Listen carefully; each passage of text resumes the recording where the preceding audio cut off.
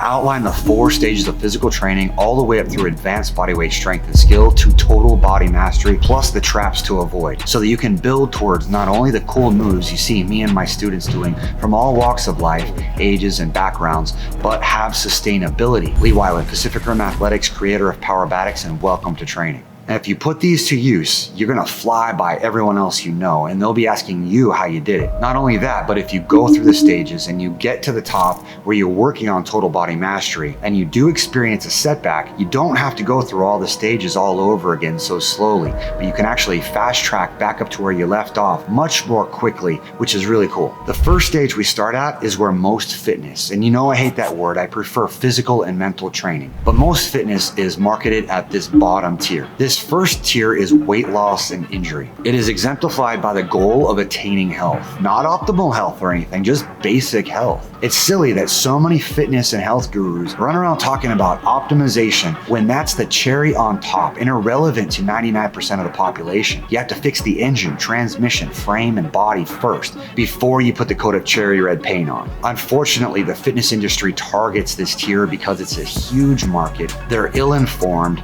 and they don't know what to do. Nearly 80% of humans are overweight and 80% have chronic injuries or joint pain. It's also the easiest to get into, and you don't need to be a rocket scientist to understand the basics of weight loss, muscle gain, and eliminating joint pain. I'll explain right now and save you thousands of dollars. First, 90% of it is psychological and mindset. Just getting started is difficult. And then they let a negative mentality turn into physical manifestations of poor health. People have fears and allow themselves to succumb to those feelings. Your fears and your feelings are the traitors to your progress. Ignore them both. Simple as that. Second, eat real food that comes from things that actually grow, and don't process the crap out of it. Don't buy crap that comes in plastic bags. Essentially whole, colorful foods and fluoride-free water. Couple that with training in 3 ways. Part 1, training for an hour or 2, 5 days a week towards strength and skill. Warm up, 5 rounds of strength, mid to high reps for hypertrophy, lower reps for maximal strength and power,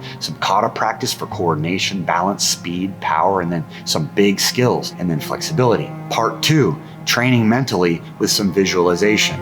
And part 3, training with other activities that you enjoy, like some carpentry or running an obstacle race or something. If you're starting at rock bottom, just walking 20 or 30 minutes a day can pave the path, pun intended, to progress. Then we progress from there, and I'll get into those details in a second. Ultimately, it boils down to constructing your own unique personal lifestyle of activity. Start getting excited about that. There, I just saved you thousands of dollars on irrelevant equipment, ellipticals, bumper plates, DIY programs, and overpriced but low-tier online personal training. And that's what comprises the second stage. The second stage is basic fitness. And again, despite everything you hear out there, it does not take a rocket scientist to explain this. It's just eat whole, real food, drink water, no alcohol, no drugs, no stimulants, and then do some cardio and resistance training a few times a week. That's literally it. It's easier than public school. It's just the super basic conditioning that allows a person to advance to stage 3. What's paradoxical here is that fitness, especially as it's commonly known, will cycle a person back down into poor health. There's a major trap here. The trap to avoid is staying inside the comfort zone. Basic fitness inadvertently becomes your new comfort zone. You've built a routine of sets, reps, some cardio, but this is the opposite of what got you to new levels of progress. As soon as it feels boring, it's probably already too late, but most people hang out there indefinitely. They're not learning any new skills, just more weight on the bar, more laps on the mill. And then they want to be a trainer or a coach. It makes absolutely zero sense. This leads to boredom or repetitive use injuries or all kinds of other crud. And then you're back down in the first stage. So the key here is to keep building up towards stage 3, which is the training stage. This is where the fun happens. You've done the hard work of losing the weight or overcoming the injuries or the roadblocks you faced. You've progressed through quote unquote fitness, the basic of the basics. Now the trap here is retreating because it gets too challenging. I've seen so many people get excited about training, start to get into it, and then they revert back to their old ways, back to mainstream weightlifting. I'll just do this, rah, rah, rah. It's a curmudgeon mentality. Don't be a curmudgeon. Now you're training towards total body mastery. You're gaining handstands, muscle ups, maybe some flares and flips. Maybe you can run an obstacle race pretty easily now. or you're the hot shot in the pickleball gym. Here's where you graduate to stage 4, total body mastery. And by total body mastery, I don't mean anything arrogant. I just mean being able to adapt to different situations more easily and help others make progress. Here's a contrast for you, and I know this is gonna make a lot of people mad. Gymnastics. They say they are the most difficult sport in the world.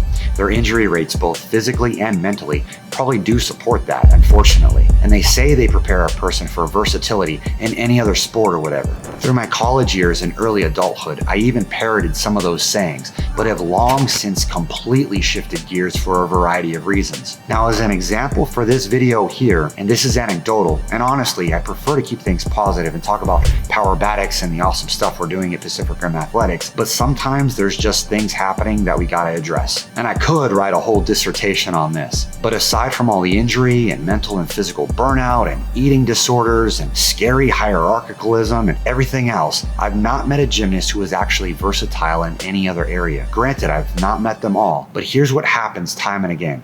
They get super uncomfortable if they don't have their own equipment set up their own particular ways. They have a difficult time transitioning to new skills because of the linear pathways they practice and blah, blah, blah. I don't really want to get on a tangent or a rant. So here's a contrasting positive example. I've seen time and again breakdancers do phenomenally well when crossing over to other sports, disciplines, martial arts, or just sustaining it for life. Here's the reason. It's the total body mastery physically and mentally.